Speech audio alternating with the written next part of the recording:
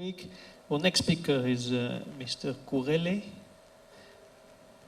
co-founder and CEO of Noka Robotics. Please, Mr. Floor is yours.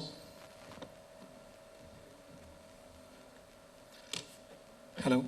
Firstly, thanks to ISGF for giving me this platform. So this is my first time I'm speaking on any conference.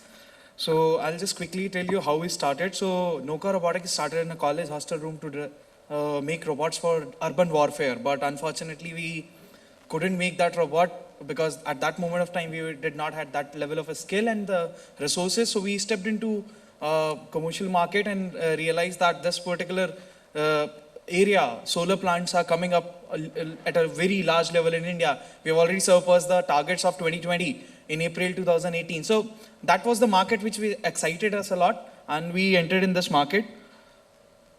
So the biggest problem with solar panel is they get dirty.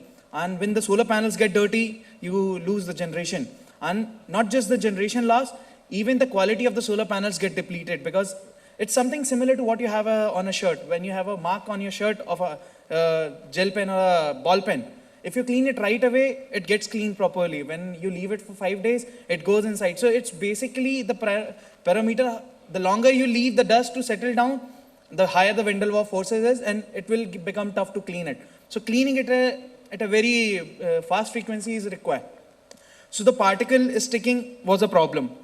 And the 99% of the market uses this method, which is wasting water. Just a person sprays the water and the second person clean it with using a wiper.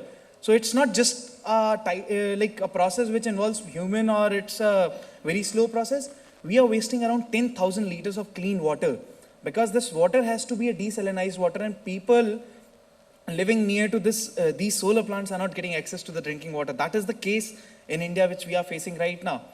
Just imagine 1 megawatt. Right now in India, we have more than 30,000 megawatt, and 1 megawatt requires up to 10,000 liters of clean water every 15 days. That is the scale of water which is going in cleaning these solar panels. So that is also one of the biggest challenges. And still after this process, we are losing around 2 to 6% of energy because of the soiling.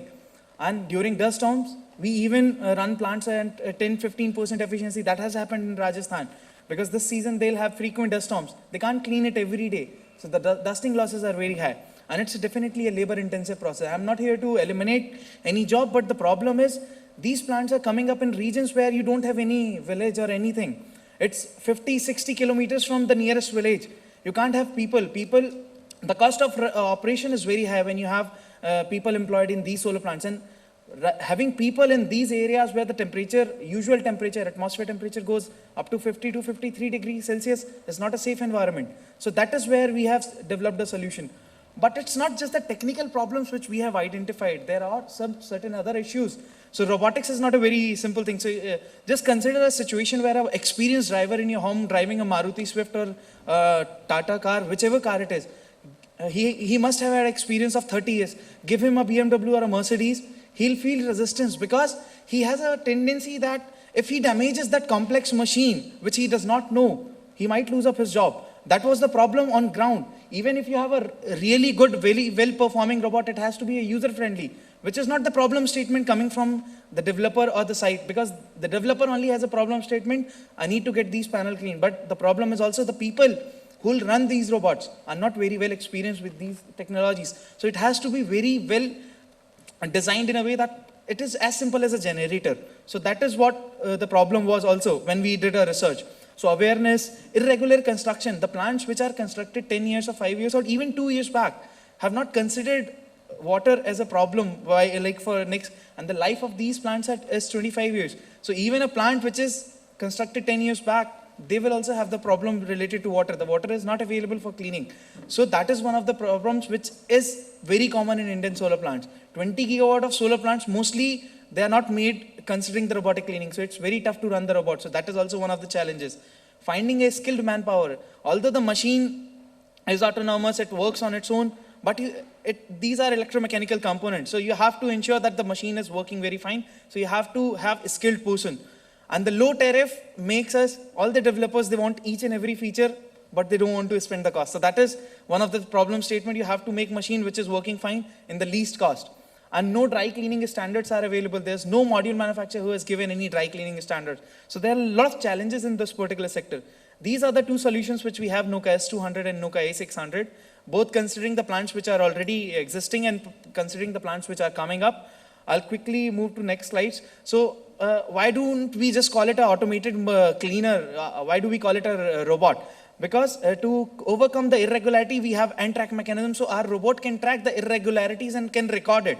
So even if we install a robot dedicated particularly to a row, the robot can record the irregularities and behave differently in those conditions. And even those conditions are changing, the robot will adapt to those conditions.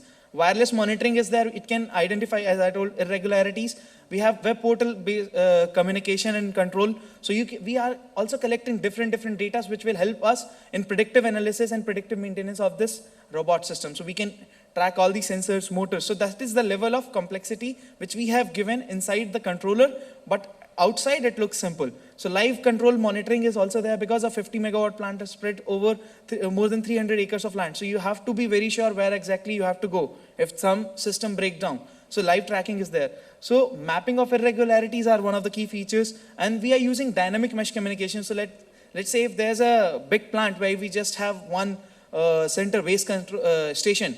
We don't want to put base station at every corner. So what we have done, one robot will communicate to the other robot and the same can communicate to the base station. So that is the level of improvements which we have already done to the robot. One problem also we have is theft protection. People tend to stop the machine, or people tend to cut wires. They just want to stay unworking. So that is the level of issues. So we have theft protection sensor. We also have the self-diagnostic. So before every run cycle, the robot runs each and every component, be it sensor, be it motor, and measures the technical parameters and compare it with the past parameters, giving us the data that whether the robot is perfectly fine or not, and what attention it is required from a service engineer. Other use cases which we have realized in the solar plants, which we primarily are not doing right now, but these are the use cases: detecting hotspot, and not just hotspot, irregular temperature rise, because all the electrical components, whenever they fail, that 99% of the cases there's a temperature rise. So there are chances where we can detect it and prevent that failure.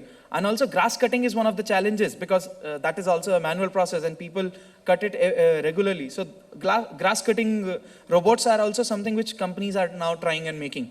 So results from site, if you see, we have seen with a 3-day cycle. So our robot is not a dedicated robot. You can take it from one row to another, because in India, we have very fragmented land. So one row will be of 20 meters, and another row next to it will be of 500 meters. So that is the level of land profile which we get in the solar plant. So it can be used as a shareable robot. So with shareable robot, 3 days cleaning cycle, 9.9% was the gain compared to manual cleaning. And the average gain which we have received in second plant in Rajasthan with daily cleaning is 2.3% compared to the manual cleaning process of 15 days. That is on the right, you can see the data. And the government is pushing, I'll conclude in this too side. Thank you. So government is pushing for these because MNRE released a letter asking all the principal secretaries and solar associations to start using robot, because wastage of water is huge in the solar plant. And also there have been studies which say 80% of the new energy will come in area which are already facing water problem. And it's not just robotics, there is a certain part that we have to eliminate this process of where water is used. And by 2030, the water demand will increase twice of what water supply we have. That is the report from Niti Aayog says. And the best part is every developer is pushing for these technologies, and even government has realized. And the cost of water is increasing, and the uncertainty with the water-based cleaning is also very high. I'll be very happy to answer all the questions you have. Thank you.